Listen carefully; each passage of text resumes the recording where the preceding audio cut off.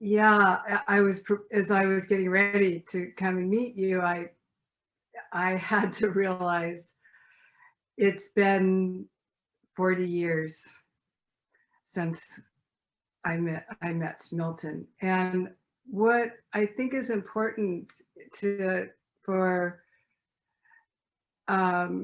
everyone listening to understand the filter in which I receive the work is to give a little bit of my history, because I was reflecting on how I was pretty much primed to understand what this work was when I met him. And what I mean by that is I grew up in the Bay Area, California, which meant going surfing in the afternoon. That's just what we did.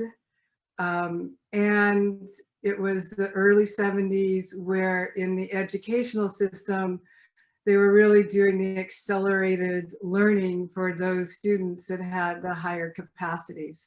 And I was on that track, and I had an older brother, 8 years older, who introduced me to going to Tai Chi class once a week with a Chinese instructor at the local college. There were these exposures to other ways of thinking and understanding life. And there was always included body movement with some kind of cognition or receptivity to how energy flowed. And it wasn't something that felt too, it was just in the soup of the Bay Area. And it was just around me. And one of the things that I did is I got a part-time job when I was 15 and saved my money. So on this accelerated track, graduating a year early, 3 days later, I moved to Hawaii, and was able to support myself there and put myself through college and established a local lifestyle in that I was in an ancient hula school of dance, and we performed. And what's important about that is that the first 2 years of being in that school was taught by a Hawaiian woman that was all through the ancient culture traditions. And those first 2 years, you were not allowed to ask a question. You were to watch the moves and then do it in your own body.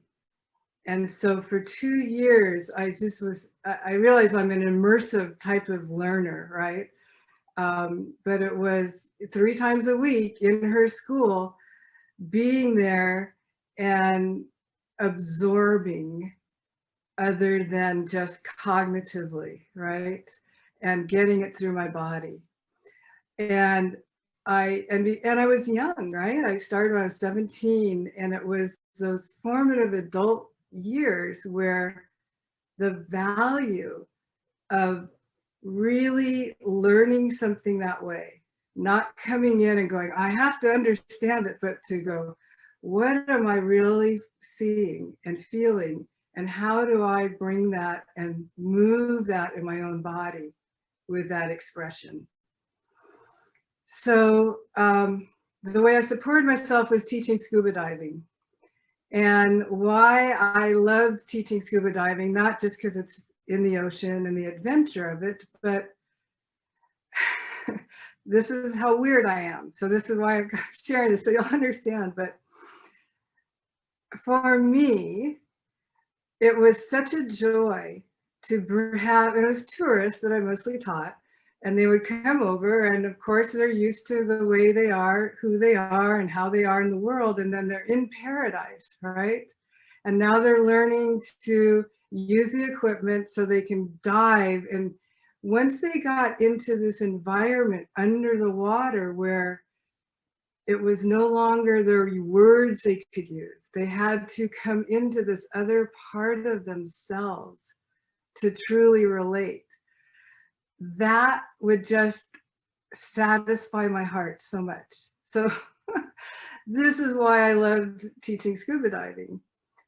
So in my 10 years of living there in Hawaii, I also became an ardent meditator, and I was actually very disciplined, in a very disciplined path that had me studying the ancient scriptures, which really gave me this grounded understanding. I mean, there's the ancient Hawaiian traditions that understood their spirituality in their practicality, and the ancient traditions explained, and this is from the East, but it explained, you know, energy bodies and super consciousness, um, and I actually studied that.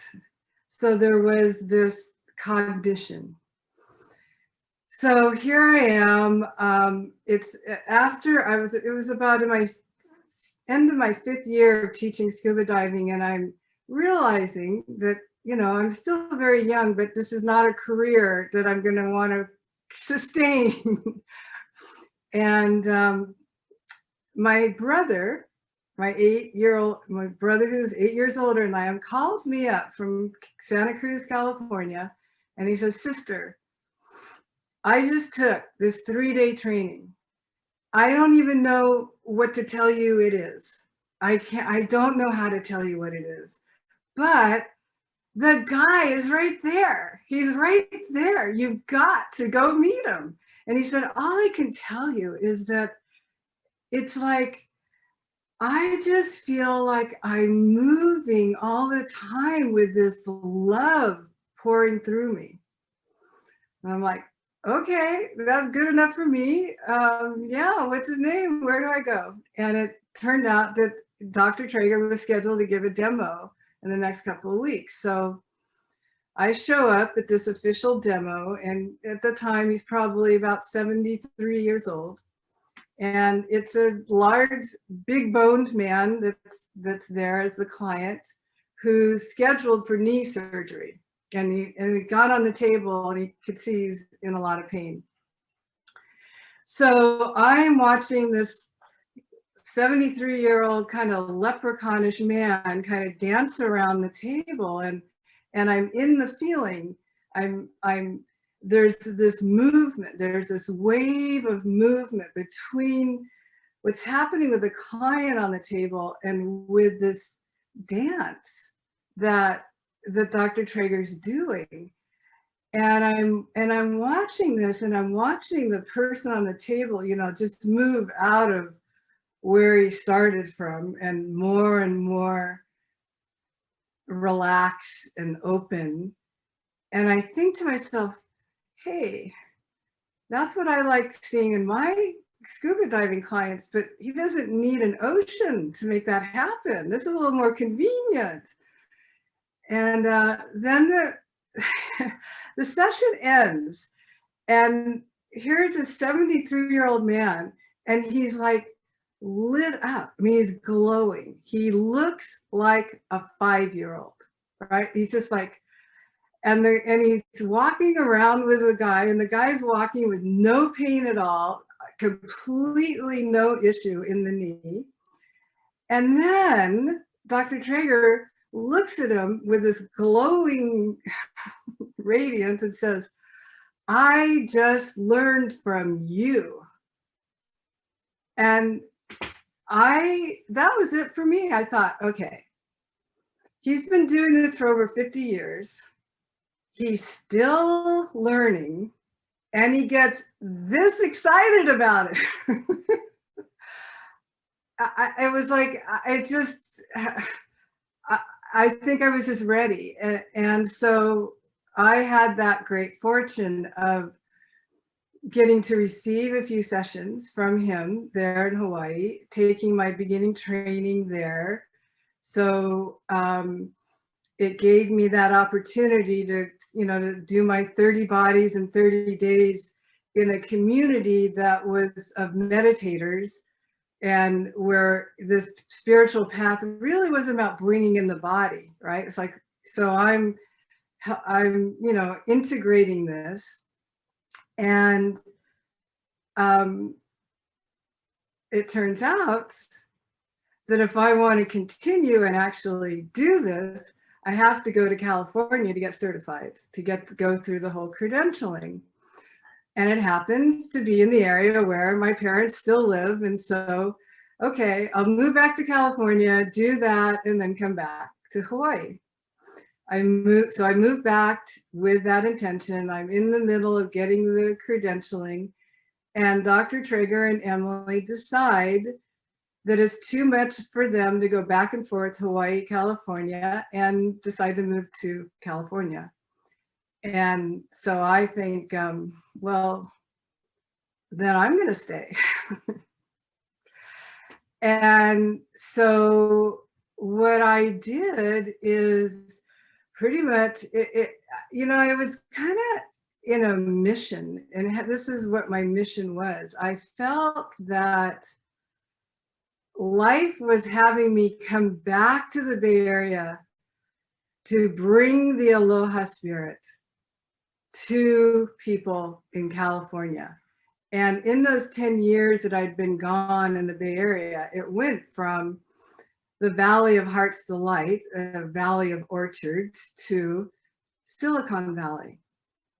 And so now there are a lot of people that, from what I'm seeing, really need to know about how to have aloha spirit in them.